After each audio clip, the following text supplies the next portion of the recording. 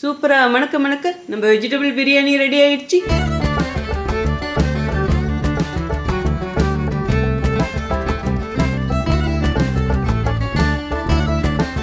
Hi friends, welcome to cook with Sangeetha. இன்னைக்கு நம்ம பார்க்க போறது வெஜிடபிள் பாத். வெஜிடபிள் பாத்னு சொல்லலாம், வெஜிடபிள் பிரியாணின்னு சொல்லலாம். நம்ம சேனலை யாரெல்லாம் என்ன சப்ஸ்கிரைப் பண்ணலையோ சப்ஸ்கிரைப் பண்ணுங்க. ப்ளீஸ் கீழே இருக்கிற பெல் பட்டன்ல மறக்காம ஆள் கொடுங்க. அப்பதான் நான் போற வீடியோ உங்களுக்கு உடனே வரும். வாங்க இப்போ எப்படி செய்யறதுன்னு பார்க்கலாம். பிரியாணி செய்யறதுக்கு ஃபர்ஸ்ட் நம்ம அரிசி ஊற வச்சுக்கணுங்க. அதுக்கு இந்த கிளாஸில் 2 கிளாஸ் சாப்பாட்டு அரிசி எடுத்திருக்கேன். இது வந்து 1/2 கிலோ கணக்காகுதுங்க. நான் எடுத்திருக்கிற அரிசி சோனா மசூரி ஸ்டீம்டு ரைஸுங்க. நீங்கள் சாதாரணமாக சாப்பாட்டுக்கு எந்த அரிசியில் வைப்பீங்களோ அதுலேயும் செய்யலாம். ஈவன் பிரியாணி ரைஸில் கூட செய்யலாம். சீரக சம்பாவிலையும் செய்யலாம், பாஸ்மதி அரிசியிலையும் செய்யலாம். தண்ணி அளவுகள் தான் மாறும். அது நான் அந்த டைமில் வீடியோவில் சொல்கிறேன். இந்த அரிசியை 2-3 வாட்டி கழுவிட்டு தண்ணி ஊற்றி எடுத்துகிட்டு வந்திருக்காங்க. இந்த அரிசி அப்படியே நல்லா ஊறட்டும், ஒரு பக்கம் வச்சிடலாம். அடுத்தது நம்ம பிரியாணிக்கு ஸ்பெஷலாக ஒரு மசாலா அரைச்சிக்கலாங்க. அதுக்கு ஒரு மிக்சி ஜார் எடுத்துக்கிட்டேன். 2 கட்டி பூண்டு உரிச்சு வச்சுருக்கேன், அதுவும் இதிலே போட்டுக்கலாம். பூண்டு கொஞ்சம் நிறைய போடணுங்க, அப்போ தான் டேஸ்ட் நல்லாயிருக்கும். மீடியம் சைஸ் இஞ்சி ஒரு துண்டு எடுத்து கட் பண்ணி வச்சுருக்கேன், அதுவும் போட்டுக்கலாம். கொஞ்சமாக பெரிய வெங்காயம் கட் பண்ணி வச்சுருக்கேன், அதுவும் போட்டுக்கலாம். இப்போ தேவையான ஸ்பைசஸும் பார்த்துடலாம். 4 ஏலக்காய், சின்னதாக 3 பட்டை, 3 கிராம்பு, ஒரே ஒரு ஸ்டார் மொட்டு, 2 மராட்டி மொட்டு. இது எல்லாத்தையும் இதிலே போட்டுடலாம். அளவு இவ்வளோதாங்க போடணும். இதுக்கு மேலே போட்டிங்கன்னா கசப்பு தன்மை வரும். அடுத்தது கல்பாசி கொஞ்சம் எடுத்து வச்சுருக்கேன், அதுவும் போட்டுக்கலாம். கல்பாசி இருந்தால் போடுங்க, இல்லைன்னா பரவாயில்ல, பட் போட்டிங்கன்னா ரொம்ப நல்லாயிருக்கும். அடுத்தது சோம்பு 1/2 டீஸ்பூன் எடுத்து வச்சுருக்கேன், அதுவும் போட்டுக்கலாம். இதோடைய உலர்ந்த வெந்தயக்கீரை 1/2 டீஸ்பூன் எடுத்திருக்கேன், அதுவும் போட்டுக்கலாம். வெந்தயக்கீரை கம்மியாக தான் போடணும், அதை விட அதிகமாக போட்டிங்கன்னா கண்டிப்பாக கசப்பு தன்மை வரும். உலர்ந்த வெந்தயக்கீரை இருந்தால் போடுங்க, இல்லைன்னா பரவாயில்ல, பட் போட்டிங்கன்னா நீங்கள் எப்பயும் செய்கிறத விட ரொம்ப டிஃப்ரெண்ட் டேஸ்ட்டில் வாசனையாக சூப்பராக இருக்கும். இதோடைய மிளகாய் பொடி 1 டீஸ்பூன் எடுத்து வச்சுருக்கேன், அதுவும் போட்டுக்கலாம். நான் போடுறது காஷ்மீர் மிளகா பொடிங்க. காஷ்மீர் மிளகா பொடி இருந்தால் போடுங்க, இல்லைனா நீங்கள் நார்மல் மிளகா பொடியும் போட்டுக்கலாம். பட் காஷ்மீர் மிளகா பொடி போடும்போதும் நல்ல கலர் கொடுக்கும், காரம் கம்மியாக தான் வரும். இதுலேயே மல்லித்தூள் 1 டீஸ்பூன் போட்டுக்கலாம். மல்லித்தூளும் கம்மியாக தாங்க போடணும், இதை விட அதிகமாக போட்டிங்கன்னா மசாலா ஓவர் ஆகிடும், அப்புறம் பிரியாணி அடிப்பிடிக்க ஆரம்பிச்சிடும். இதுலேயே கொஞ்சம் தண்ணி ஊற்றிக்கலாங்க. இதை நல்லா நைஸாக அரைச்சி எடுத்துகிட்டு வந்துடுறேன். அவ்வளோதாங்க, இந்த மாதிரி நல்லா அரைச்சிக்கணும். இப்போ இந்த மசாலாவை அப்படியே ஒரு பக்கம் வச்சிடலாம். இப்போ பிரியாணி செய்ய ஸ்டார்ட் பண்ணிடலாம். அதுக்கு ஸ்டவ் ஆன் பண்ணி ஒரு குக்கர் வச்சுட்டேங்க. தேவையான அளவு எண்ணெய் ஊற்றிக்கலாம். நான் கடலை எண்ணெய் தான் ஊற்றுறேன். நீங்கள் கடலை எண்ணெயிலையும் செய்யலாம், தேங்காய் எண்ணெயிலையும் செய்யலாம், ரீஃபண்ட் ஆயிலையும் செய்யலாம். அடுப்பானல் இப்போ மீடியமாக வச்சுக்கலாம். எண்ணெய் நல்லா சூடாயிடுச்சு. தேவையான ஸ்பைசஸ்லாம் போட்டுக்கலாம். 2 பிரிஞ்சி இலை போட்டுக்கலாம். 2 ஸ்டார் மட்டும் போட்டுக்கலாம். மசாலா இவ்வளோதாங்க போடணும், இதுக்கு மேலே போட்டிங்கன்னா கசப்பாக இருக்கும். ஏன்னா ஏற்கனவே நம்ம மசாலா அரைச்சிட்டோம். ஸ்பைசஸ் செவந்துடுச்சுங்க, ஜஸ்ட் அப்படியே கலரி கொடுத்தா போதும். இப்போ இதிலே வெங்காயமும் போட்டுக்கலாம். மீடியம் சைஸ் 2 பெரிய வெங்காயம் எடுத்து கட் பண்ணி வச்சுருக்கேன், இதிலே கொட்டிடலாங்க. அடுப்பணல் மீடியமாக வச்சு இதை நல்லா கிளறி கொடுத்துடலாங்க. இந்த ரெசிபியை பொறுத்த வரைக்கும் இந்த வெங்காயம் கண்ணாடி பதத்துக்கு வதங்கினா போதுங்க. வெங்காயம் நல்லா பிங்க் கலராக மாறிடுச்சுங்க. ஸோ இந்த அளவுக்கு வதக்கிட்டால் போதும். இப்போ மீதி தேவையான பொருட்களும் போட்டுக்கலாம். ஒரு கைப்பிடி பட்டாணி எடுத்து வச்சுருக்கேன். இது வந்து தோல் உரிச்சிட்டு எடுப்போம் இல்லைங்களா, அந்த பட்டாணி தான். பட்டாணி இருந்தால் போடுங்க, இல்லைன்னா பரவாயில்ல. நம்மக்கிட்ட என்ன காய் இருக்கோ அதுக்கு தகுந்த மாதிரி கூடி குறைச்சி போட்டுக்கலாம். அடுத்தது 2 கேரட் எடுத்து கட் பண்ணி வச்சுருக்கேன், இப்போ அதையும் போட்டுடலாம். ஒரு கைப்பிடி பீன்ஸும் கட் பண்ணி வச்சுருக்கேன், அதுவும் போட்டுடலாம். நியூக்கல் காய் ஒரு மீடியம் சைஸ் எடுத்து நல்லா இந்த மாதிரி க்யூப்ஸாக கட் பண்ணியிருக்கேங்க, அதுவும் போட்டுடலாம். நியூக்கல் காய் போட்டிங்கன்னா ரொம்ப சுவையாக இருக்கும். இதோடையே பெருசாக ஒரு உருளைக்கிழங்கு எடுத்து நல்லா இந்த மாதிரி க்யூப்ஸாக கட் பண்ணியிருக்கேங்க, இப்போ அதுவும் போட்டுடலாம். இப்போ எல்லாத்தையும் ஒன்று சேர்த்து கிளறி கொடுத்துடலாம். இந்த காயை எண்ணெயிலே நல்லா வதக்கணுங்க, அப்போ தான் டேஸ்ட் நல்லாயிருக்கும். நீங்கள் அடுப்பை நல்லா அப்பப்போ கூடி குறைச்சி வச்சுக்கணும், உங்களுக்கு தகுந்த மாதிரி. காய் வேகும் போதே நம்ம இதில் 1/2 டீஸ்பூன் மஞ்சள் பொடி போட்டுக்கலாம். இப்போ இதுவும் சேர்த்து கலரி கொடுத்துடலாங்க. 2 நிமிஷத்துக்கு இந்த காய் எண்ணெயிலே நல்லா வதங்கட்டும். காய் நல்லா எண்ணெயிலே வதங்கிடுச்சுங்க, பச்சை வாடையும் போயிடுச்சு. இப்போ மீதி தேவையான பொருட்கள்லாம் போட்டுக்கலாம். 4 பச்சை மிளகாய் எடுத்து வச்சுருக்கேன், இதையும் அப்படியே போட்டுடலாங்க. உடச்சும் போடலாம், முழுசாகவும் போடலாம். அடுத்தது பழமாக 4 தக்காளி எடுத்து நீளமாக கட் பண்ணி வச்சுருக்கேன், இப்போ இதையும் போட்டுடலாம். இதிலே கொஞ்சம் கொத்தமல்லி இலை போட்டுக்கலாம், கொஞ்சம் புதினா இலையும் போட்டுக்கலாம். இந்த தக்காளி வதங்கிறதுக்காக நான் 1 டீஸ்பூன் உப்பு போட்டுக்கிறேங்க. இப்போ எல்லாத்தையும் ஒன்று சேர்த்து கலரி கொடுத்துடலாம்.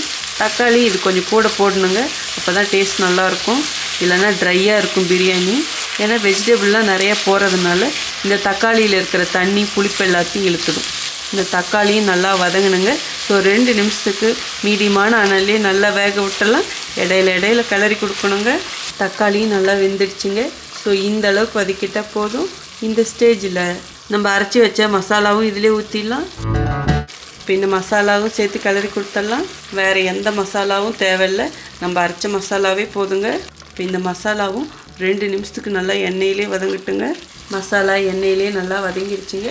இந்த அளவுக்கு வதக்கிட்டால் போதும். இனிமேல் நம்ம அரிசி போட்டுடலாம். நம்ம எடுத்து வச்ச அரிசியை தண்ணி வடிகட்டி எடுத்து வச்சுருக்கேங்க. இப்போ இதை போட்டுடலாம்.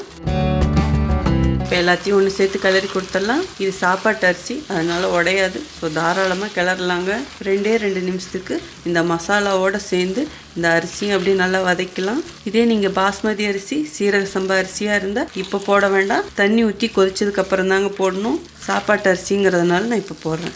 எப்பயுமே வெஜிடபிள் பிரியாணியில் கிரேவி அவ்வளோ இருக்காது. ஸோ தண்ணி நம்ம கரெக்டாக அரிசிக்கு தகுந்த மாதிரி ஊற்றிக்கலாம். இதே மற்ற பிரியாணியாக இருந்தால் தண்ணி கிரேவியில் அதிகமாக இருக்கும். ஸோ அதுக்கு தகுந்த மாதிரி தண்ணி வைக்கணும். இப்போ அரிசி இந்த அளவுக்கு கிளறுனா போதுங்க. இனிமேல் நம்ம தண்ணி ஊற்றிக்கலாம். இந்த கிளாஸில் தான் நம்ம 2 கிளாஸ் அரிசி எடுத்தோம். 2 கிளாஸ் அரிசிக்கும் 4 கிளாஸ் தண்ணி அளந்து எடுத்து வச்சுருக்காங்க. இப்போ இந்த தண்ணி இதிலே ஊற்றிடலாம். இப்போ தேவையான அளவு உப்பு போட்டுக்கலாம். ஏற்கனவே நம்ம உப்பு போட்டிருக்கோம் தக்காளி வதங்கும் போது. இப்போ போடும்போது பார்த்து போடணும். இப்போ கொஞ்சம் புதினா இலையும் போட்டுக்கலாம், கொஞ்சம் கொத்தமல்லி இலையும் போட்டுக்கலாம். இதிலே 1 டீஸ்பூன் நெய்யும் ஊற்றிக்கலாம். நெய் ஊற்றுறது ஆப்ஷனல் தாங்க. இந்த ரெசிபி பொறுத்த வரைக்கும் நெய் ஊற்றாமல் கூட செய்யலாம், டேஸ்ட் நல்லாயிருக்கும். அடுப்பனால் இப்போ நல்லா ஃபுல்லாக வச்சிடலாம். அப்படியே எல்லாத்தையும் ஒன்று சேர்த்து கிளறி கொடுத்துடலாம். நீங்கள் பிரியாணி அரிசியில் செய்கிறதா இருந்தால் தண்ணி அளவு 1க்கு 1.5. பாஸ்மதி அரிசியாக இருந்தாலும் சரி, சீரக சம்பா அரிசியாக இருந்தாலும் சரி. சாப்பாட்டு அரிசினா மட்டும்தான் 1க்கு 2. எல்லாம் நல்லா கிளறி கொடுத்தாச்சு. இப்போ உப்பு, காரம், புளிப்பு பார்த்துக்கோங்க. உங்களுக்கு தகுந்த மாதிரி அட்ஜஸ்ட் பண்ணிக்கோங்க. புளிப்பு பத்தலைனா கொஞ்சம் லெமன் புழிஞ்சு விட்டுக்கலாம். பட் இந்த ரெசிபி பொறுத்த வரைக்கும் லெமன் அவசியம் கிடையாது, ஈவன் தயிரும் அவசியம் கிடையாது. ஸோ இது ரொம்ப டிஃப்ரெண்ட்டான ரெசிபி. இது இப்படி செய்யும் போது தான் டேஸ்ட் நல்லாயிருக்கும். ஈவன் காரம் பத்தலைனா நீங்கள் பச்சை மிளகாய் கூட வடித்து போட்டுக்கலாங்க. இப்போ இது நல்லா கொதிச்சு வரட்டும். கொதி வர ஆரம்பிச்சிருச்சு. இப்போ ஒரு வாட்டி நல்லா கிளறி கொடுத்துடலாம். உப்பு ஒரு கல் சுருன்னு போட்டுக்கோங்க. அப்போ தான் அரிசிலாம் வெந்து வரும்போதும் ருசி கரெக்டாக இருக்கும். போதுங்க, நம்ம போட வேண்டியதெல்லாம் போட்டாச்சு. இனிமேல் நம்ம குக்கர் மூடிடலாம். குக்கர் மூடி போட்டு விசிலும் போட்டாச்சு. அடுப்பை நல்ல மீடியமாக வச்சு இதை 2 விசில் விட்டுறலாங்க. சாப்பாட்டு அரிசியில் வச்சாதாங்க 2 விசில். இதே நீங்கள் பிரியாணி அரிசியில் வச்சா 1 விசில் தான் விடணும். இப்போ இது 2 விசில் வரட்டுங்க. அவ்வளோதாங்க, 2 விசில் வந்துடுச்சு. ஸ்டவ் ஆஃப் பண்ணிடலாம். குக்கர் ஆவி போட்டும் அதுக்கப்புறம் ஓப்பன் பண்ணி பார்க்கலாம். குக்கர் ஆவி போயிடுச்சு. இப்போ ஓப்பன் பண்ணி பார்க்கலாம். விசில் வரும்போதே சூப்பராக வாசம் வந்ததுங்க. மேலே அப்படியே கொஞ்சம் கொத்தமல்லி எல்லாம் தூக்கிக்கலாம். இந்த மாதிரி ஒரு மரக்கரண்டி எடுத்து பாருங்கள், இப்படி ஓரமாக இருந்து கிளறி கொடுக்கணும். நல்லா மசாலாவோட சாதம் பாருங்கள், அப்படி உதிரியாக இருக்குது. இப்படி இருக்கணும். ரொம்ப ட்ரையாகவும் இருக்கக்கூடாது, சின்ன பசங்களாம் சாப்பிட மாட்டாங்க. வெஜிடபிள் நிறைய போடுங்க, அப்போ நல்லா ருசியாக இருக்கும். சாதம் நல்லா ஜூஸியாக நல்லா மசாலாவோடு இருக்குது பாருங்கள். இப்படி வெந்திருக்கணும் சாப்பாடு. சூப்பராக மணக்க நம்ம வெஜிடபிள் பிரியாணி ரெடி ஆயிடுச்சு.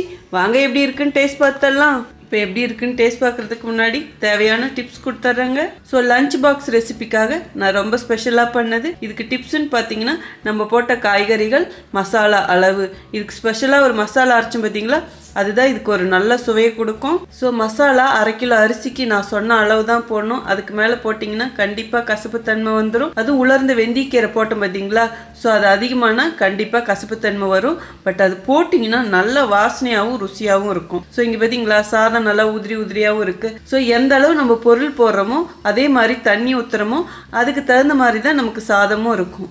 தண்ணியும் நான் சொன்ன அளவு வைங்க, கரெக்டாக இருக்கும். இல்லை நீங்கள் சாப்பாட்டு அரிசிக்கு எப்படி தண்ணி வைப்பீங்களோ அதுக்கு தகுந்த மாதிரி கூடி குறைச்சி வச்சுக்கலாம். ஸோ வீடியோவில் நான் சொன்ன அளவு பொருட்கள் அதே மாதிரியே ஃபாலோ பண்ணுங்கள். கண்டிப்பாக உங்களுக்கும் இதே மாதிரியே ஜூஸியான, வாசனையான, டேஸ்டான பிரியாணி கிடைக்கும். இந்த அளவுக்கு தெரிஞ்சுக்கிட்டாலே இந்த பிரியாணி நீங்கள் சூப்பராக செஞ்சிடலாங்க. இப்போ எப்படி இருக்குன்னு டேஸ்ட் பார்த்தலாம். சூடாக இருக்குது. இந்த கிளைமேட்டுக்கு அவ்வளோ சூப்பராக இருக்குது. தொண்டைக்கு இதமாக இருக்குது. எல்லா அளவுமே அவ்வளோ பர்ஃபெக்டாக இருக்குது. சாப்பாட்டு அரிசிங்கும் போது நல்லா உதிரியாக நிறைய சாதாகும். ஆஃபீஸ் போகிறவங்களுக்கு, ஸ்கூல் போகிறவங்களுக்குலாம் கண்டிப்பாக இந்த ரெசிபி ரொம்ப யூஸ்ஃபுல்லாக இருக்கும். ஸோ நீங்களும் இதே மாதிரி செஞ்சு பார்த்துட்டு எப்படி இருக்குன்னு சொல்லிட்டு கமெண்ட் பாக்ஸில் சொல்லுங்கள். உங்களுக்கு இந்த ரெசிபி பிடிச்சதுன்னா ப்ளீஸ் மறக்காமல் ஃபஸ்ட்டு ஒரு லைக் கொடுத்துருங்க. ரொம்ப பிடிச்சதுன்னா உங்கள் ஃப்ரெண்ட்ஸ் அண்ட் ஃபேமிலிக்கு ஷேர் பண்ணுங்கள்.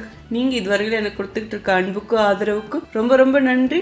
உங்களுக்கு என்ன ரெசிபி வேணுமோ ப்ளீஸ் அதுவும் கமெண்ட் பாக்ஸில் சொல்லுங்கள். ஃபேஸ்புக்லேயும் நம்ம குக் வித் சங்கீதா பேஜஸ் இருக்குது, அதுவும் அப்படியே லைக் பண்ணி ஃபாலோ பண்ணிக்கோங்க. நீங்கள் கேட்குற ரெசிபியை நான் ஒன்று ஒன்றா செஞ்சு காமிச்சிக்கிட்டே இருக்கிறேன். கொஞ்சம் முன்ன பின்ன டைம் ஆகும், ஸோ அதனால அவசரப்படாதீங்க. ஏன்னா ஒரு ரெசிபியை சொன்ன உடனே செய்ய முடியாது, அதுக்குரிய டைம் எடுத்து தான் செய்ய முடியும். இதே மாதிரி அடுத்த ஒரு சூப்பர் ஸ்பெஷல் வீடியோவில் உங்களை சந்திக்கிறேன். Until then, see you. Bye bye. Love you all.